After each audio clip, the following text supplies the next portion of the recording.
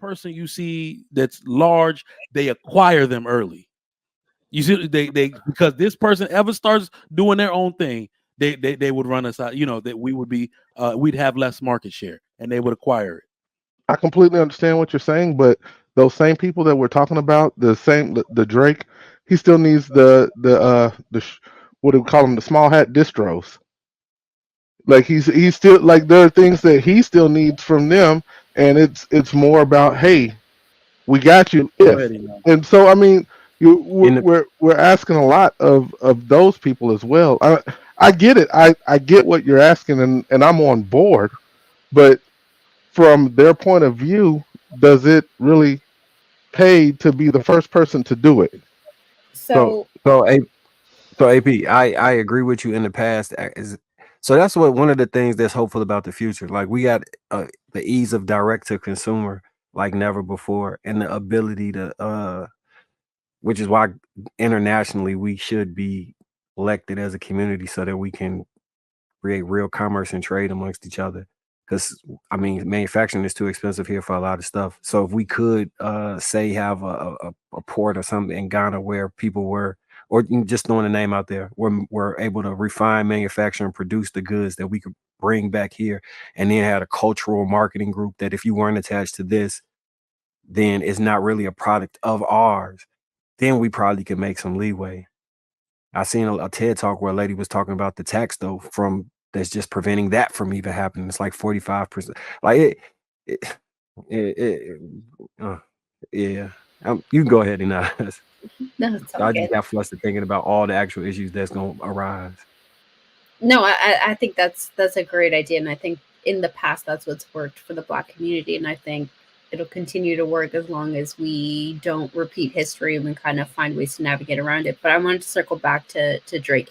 Drake is part small hat himself, so he's not a great example. But to trigger Mike's Forgot about that. yeah, to trigger Mike's point, I don't know if y'all remember the LL Cool J Gap commercial where he slid in the Fubu tagline.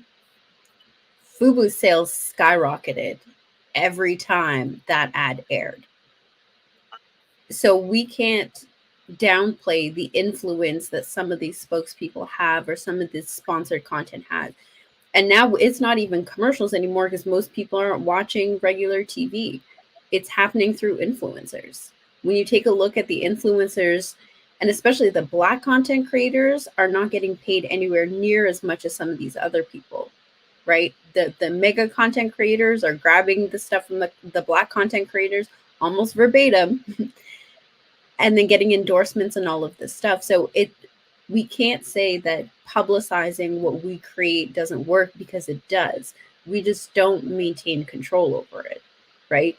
Part of it is some of the reasons that I listed before, but there's still a segment of like gatekeeping that's not really happening. You're like, if we could gatekeep it until it was too big to not give up control, I think that would be different. But I think people are in a desperate situation where they're trying to feed mouths and are selling themselves a little bit short.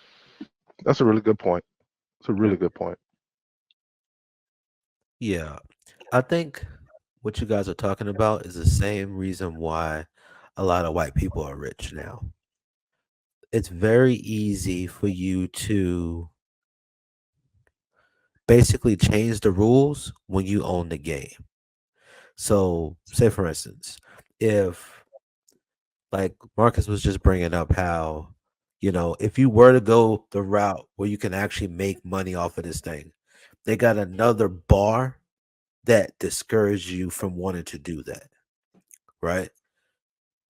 But before that, a lot of this is what I was told. I didn't check all of the information, but I believe there's some validity to this. There was a number of inventions that was created by black people that is now ascribed to white people because Patent white off. people own the black people, right?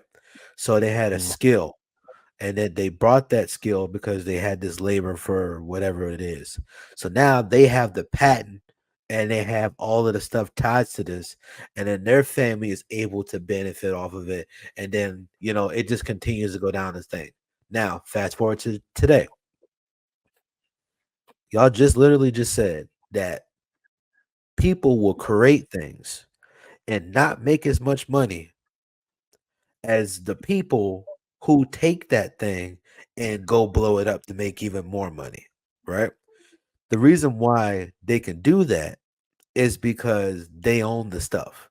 And that for some odd reason, like it's just the weirdest thing. It's like some people just know stuff be so good, and then when they take it, it just doesn't make any sense to me how much and how often this happens that when you take something from somebody and you use it, you make way more money and way more benefit from the thing that you took than the stuff that you made yourself.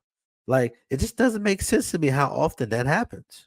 Like I don't know exactly why it happens all the time, but I just know that like I stop getting upset about trying to figure out ways how to beat the system when I know that even when I figure out the system, they're just going to change the game. So I think what I did was embrace true counterculture and be counter to the culture that's popular culture within our culture. Let me say it again. To embrace being actually counterculture, so our culture would be the culture that's counterculture, right? But it's parts of our culture that you can be counter to and avoid a lot of those pitfalls. So the extreme materialism, it's been a self-reflection journey for me to remove myself from having to like I got a car out there on Forgiatos from when they was popping, right? I don't even really drive the cars no more. I don't go shopping for clothes like I once did. I'm not concerned with going to the club and balling out and making sure I'm seen and doing all the things that our counterculture created as a cultural steeple is for how you're supposed to move when you're in a certain position. By rejecting all of those things, it puts you in a position where you can look at the world more objectively without feeling the pressures to push forward. And if I was in a position where I had a company that was doing well, I'm not pressured to sell because some of the things that the culture would impress upon you, I don't care about at this moment. But it required an extreme amount of self-reflection to get to the point where I was confident enough with me and feeling like enough that I didn't have to, what Kanye say, I can't go to the grocery store without some ones that's clean and a shirt with a team to get to the point where you don't feel like you have to show your wealth and value at every chance you get. That's a real self-reflection journey. But Yeah, it just seems like we're living the American dream and that the people highest up have the that's lowest self-esteem. Yo, self-esteem. what? Yeah.